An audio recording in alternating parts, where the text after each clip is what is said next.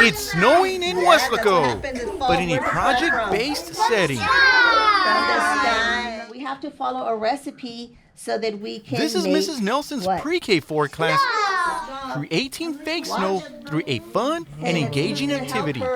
We watch like videos or show them storybooks about the season and the weather and how it feels.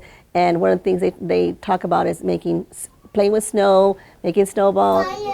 Yes, we're learning science. It's all targeted on science and math. Most importantly, directions need to be followed. First, you need a conditioner and baking soda, and then conditioner, and then you start stirring a little. When we got the conditioner, I pour it in the baking soda. Now we mix some, and then we turn it to snow, fake snow.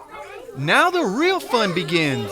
The boys and girls are in awe as they see and feel the texture. Let's see what kind of creativity these 4-year-old minds have.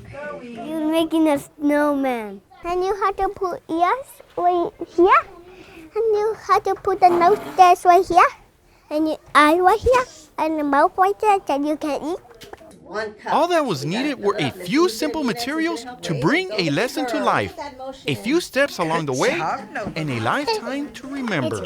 Whatever I'm teaching, I want it to be fun, engaging, exciting. I could see their eyes light up. They were really excited that what we were going to do. I like snow because I was waiting for it all day to build a snowman.